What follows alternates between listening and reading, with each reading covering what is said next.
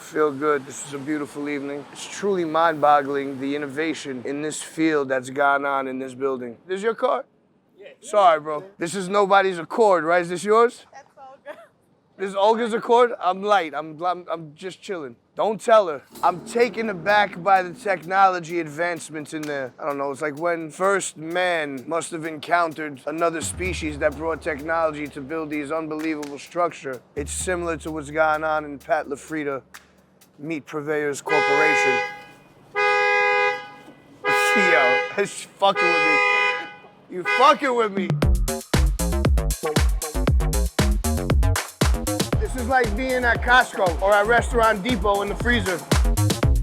Smells like the fucking movie theater in here. Dual Wagyu, inch thick.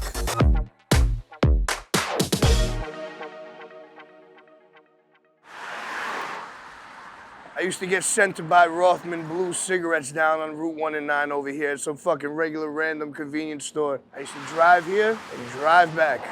I like this block. I'd like to get a space around here, a dining space so I could create an experience. Meat next door, can't get fresher. Last time you came on a Sunday to the other building. Yes. Father's Day. Yeah. I'll never forget. Yes. You DM'd me. I was like, bro, I don't know where the fuck I'm going. I didn't even know about this building. This is Manny. Manny runs this whole operation on this side. How are you, Manny? What's up? Nice to meet you. Every restaurant chef has a different idea, a different vision. We have about 1,700 restaurants we supply to every day. Out of 1,700, there's got to be 10,000 specs in there that are unique to those restaurants. It's really one big custom shop, all the way down to carving the name into tomahawk bones. See you soon. This is the most compact refrigerated warehouse you could get. These are the modern day meat hanging on hooks. Those big combos get dumped onto a sorting table. There's a guy up there, he sorts the product depending on what blend they're working on, and then it'll either go down one of two different lines, and it will fill this main conveyor.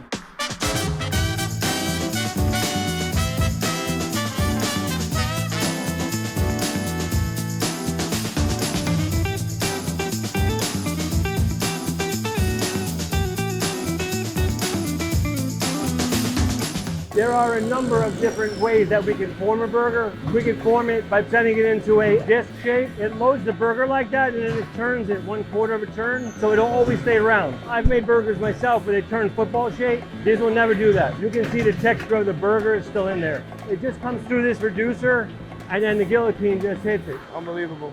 All burger meat on this side, and then on this side is all steak cutting. They're selecting meat to go on the shelf. These guys are trimming tomahawk steaks. Every bandsaw operator has a cable hanging out of their jacket. It's on their love handle. If that green glove comes in contact with the laser of that eye, it will stop that blade in 0.002 seconds with a pneumatic brake. If his hand happens to be underneath the meat and the eye doesn't pick up the green glove, his body will close the circuit and that pneumatic brake will slam in 0.02 seconds. So what'd you do? You fucking put a turbo or something in it? It was made for the wood industry. You know, that's where all the accidents happen. Okay, yeah. So I said, okay, turn this shit into stainless steel for food. You helped design that? Yes. It's unbelievable. The innovation in this fucking field is next level.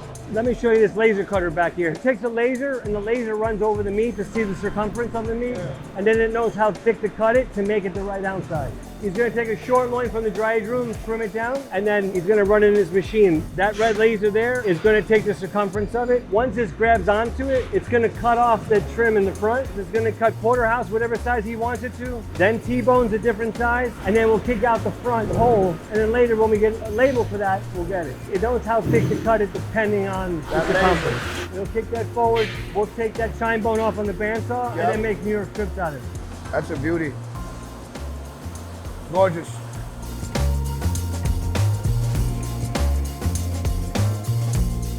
This is where, on the outside of this bone, You get we'll it clean etched it off. off and then we'll etch something into it. I bet you could get real decorative. So on the other side of this wall is all dry aged. It's the largest dry age room in the world. It has 15,000 primals in it. Anything is aged between 0 days and a year. We control the humidity, wind circulation, and temperature in there, so nothing rots in there. It's all preserved. This is fun place. This is the coveted dry age room. Meat will taste like it smells, like that aroma. If it smells sour, it's gonna taste sour. Let me tell you something, it smells like the fucking movie theater in here. Smells like popcorn, like butter popcorn. That's corn finished product for the most Oh, part. smells like my favorite movie theater. I would really love to see a piece of that Wagyu that's been aging. We'll grill some up tonight. All right. These are prime export ribs. I mean, look, that's almost Wagyu. Look at that. But that's our prime. That's just gorgeous. That's pork up there. You have ducks here. We have a few restaurants that will ask us to do that, and we put it up, segregated shelf just for them. It's fucking crazy in here. Everything in here is dry. You don't have that smear. Exactly. This has that full aged crust on it. And that's what makes it smell more like this corn. right here. Exactly the way it should be. The only thing that's going to escape from here, water-wise, it's going to come from the protein. Yeah. So when the protein starts to get sucked in and retracts, we know that the process is working right. See all of these, they're all sunk in, they're all perfect. There's no other way to get meat to taste like No. this. What's your favorite age? Is it around 3 weeks? I got to say, I went from 30 to 60 in a couple of years. I think the more dry age you eat, the more you want. Yeah. See, so this is meat that This was is just early. put up. Yeah, this is early. So now over time, that will retract. Nice. But there's no other place for it to escape but on the eye on both sides. Yep. It will not go through the fat. But as you see, when the protein retracts in, you notice that the fat cap and the bone doesn't. There's nothing to retract. There's no water in that. It keeps shape. I'm gonna get Manny to show us where he's hiding the Wagyu. The secret Wagyu. Is that the Wagyu? Yes. Wow, look at that. There's a huge difference between Japanese Wagyu and domestic. So domestic is always a crossbreed between Black Angus and Wagyu. I happen to like that better. It's more palatable for me. It is more palatable, but it all depends on the cooking method. Of course. If you're gonna cook this right, the way they cook it, Yeah, the way yeah. it's intended, it's amazing. One place where restaurants go wrong, the waiter comes out and they're like, and we have on special today, this Wagyu from here and that Wagyu from there. Whoa, have a program that you believe in and run with it. Right. One program, one name, one farm. Like, You shouldn't be going all over the place. here's domestic prime next to it. Yep, look at that. Such a big difference. Even though for an American sized steak, this is the one I would eat. There should be like 1/8 of an inch of fat to 1/4 of an inch that goes all the way around it. Oh, yeah. Starting from the corner. We're probably gonna take these later, we're gonna grill them outside or something like that. I want to take a box of Billy Durney blend. I want to steal some of his burgers. So we take a picture of this fucking burger every night. I know, he showed it to me. Yeah. When I don't send it to him, he goes, oh Pat, burger meat's not right tonight. I go, Billy, hold on a second. Oh, here's your photos. I got you. He goes, all right, looks good. He's got a mean burger though. And his attention to detail means a lot. It makes the burger spectacular. And in our business, those little details make it, man. That's where it's at. This is like being at Costco or at Restaurant Depot in the freezer.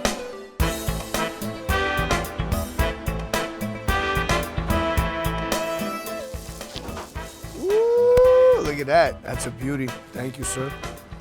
Look at that. This fucking thing is amazing. Just setting it up in the back of the Raptor. Shouldn't melt my car too much, right? This thing is something else. This is great for negative flare-up, so any fat that falls in there, it won't fire back up, so that you don't have to worry about like that negative bitterness that comes off the bottom. You salt it now or later? I say now. Salt it now, pepper it after. I think my Japanese partners would be happy. They're grilling their steaks in the parking lot. Not bad. This looks pretty fucking good to me.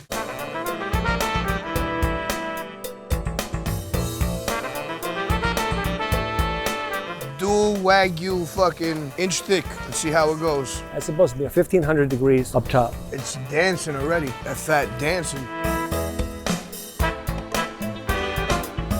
I think that backside is getting a little... Yeah, we might want to flip them. Most chefs will let steaks rest before they start cooking it. So they'll let the temperature rise up to room temperature. For sure. I never suggest that for home cooks because there are some pathogens that can grow in that product that are not killed by the heat. Really? Yeah, like staph. No shit. Staph is not killed by heat. I think what chefs should do at home is use the same temperature all the time, like right from the fridge, right onto the grill, and just time it. How long does it take you to get to a medium rare? You use that time every time, you'll never go wrong. I had no idea. I have food safety from 1998. Things changed. Yeah, no, things change. Look at that beauty. Those are gorgeous. And it's happening at a nice rate.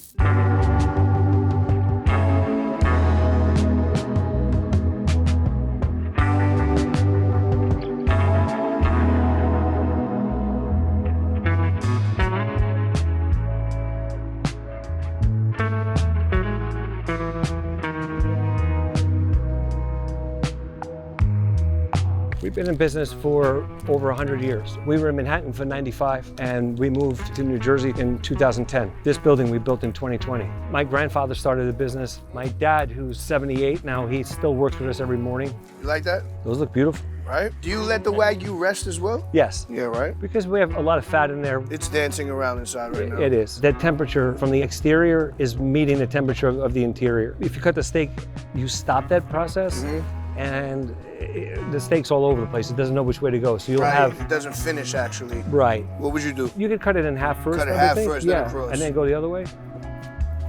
Ah, look at that. That's beautiful inside. That's pretty nice, huh?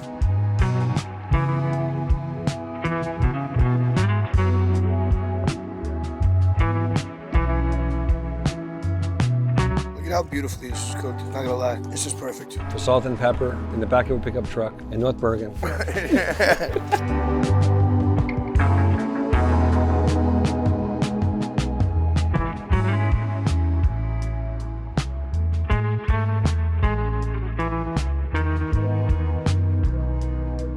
Thank you so Nice, much, man. brother. Holy shit. This is like I've been anointed. Thank you. Thank you, guys. Appreciate you, man. Thank you. Olga. It was a pleasure. Don't do that against me with the color. I try not to. Brother, thank you so much, man.